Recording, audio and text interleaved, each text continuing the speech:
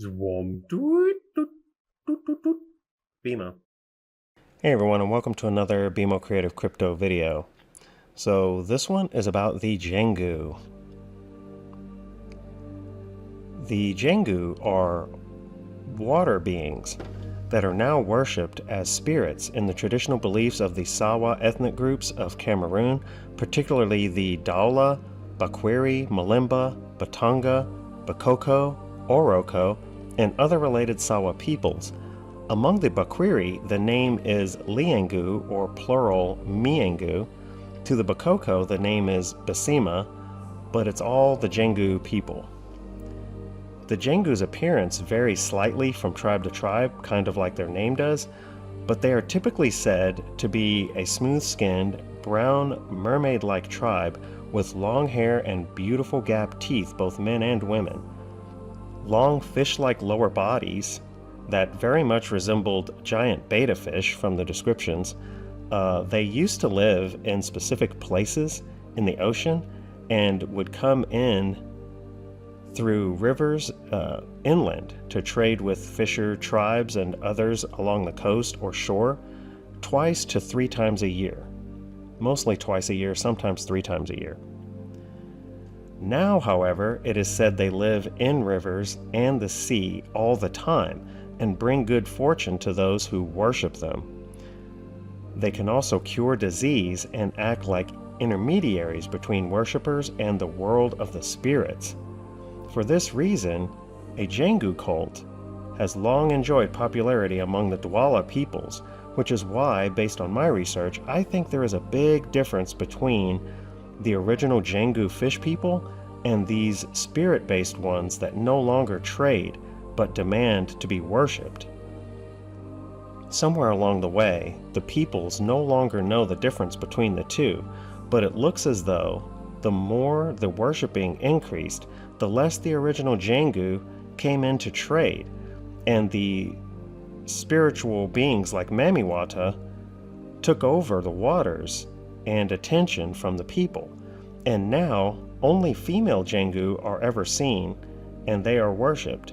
They have different skin color, pale and scaly, more like a snake or a serpent, description, and they speak the language of the people fluently, rather than speaking their own language and only holding out things that they would like to trade with you.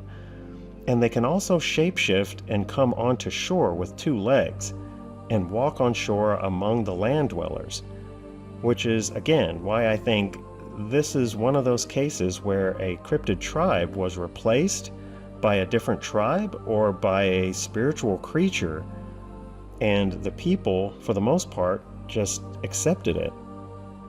Bakweri belief talks of a female spirit named Mojili, and Mojili became the progenitor of the Jengu when she lost a bet with Moto, which is the ancestor of mankind, over who could build the longer-lasting fire.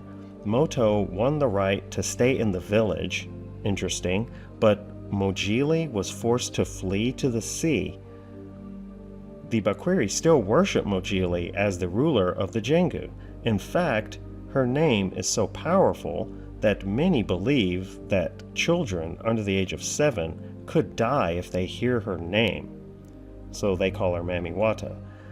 An extension of this tale that no one really talks about, however, is that the Jengu are said to be wives of the rat people, as ancestors of the rats also lost a bet with Moto, but instead of going to the sea, they fled into the forest.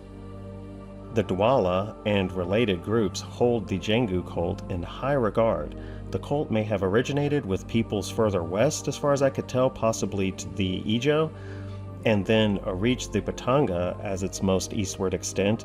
In the earliest days, Jengu worship centered on the water spirits as a source for 4 main blessings. One was crayfish in the rivers, and the end of the rainy season, which is amazing because this is one of the wettest regions in the world, a victory in any pirogue race, which is a boat race, and protection from illness and disease.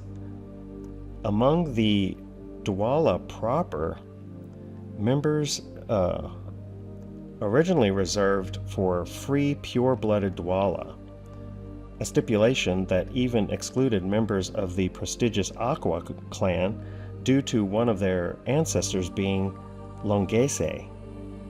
Observations by European traders and explorers show that Jengu worship was well established by the early 19th century. Missionaries failed in their attempts to suppress it. The tribes just combined Jengu worship with Catholicism, and deities like Mamiwata emerged and have been around since the 14th century or earlier. The cult is still active in Cameroon's littoral and southwest provinces. Jengu worship is primarily male among the Dwala and the Malemba proper, but among the Bakwiri, on the other hand, the cult is primarily for women. And if you'll notice in the upper right corner of this screen, the ladies that are wearing the green dresses, what's interesting about that ritual that they're doing is that they march right into the river, that brown water, down into the river, up to their waists, sometimes up to their necks, and then they march all the way around and they come back out of the river, and they're not even wet, not even dripping water. They're not wet at all, and no one knows how this is possible, but it's been recorded many times. I have no idea what that means. I just thought I would tell you. So here I'm showing you, this is a Jengu sculpture, and then here on the right is Mamiwata, and you can see stark differences. Mamiwata always has some sort of a symbol on her head and always has a snake wrapped around her or with her at all times, and has more of a serpentine body, sometimes legs.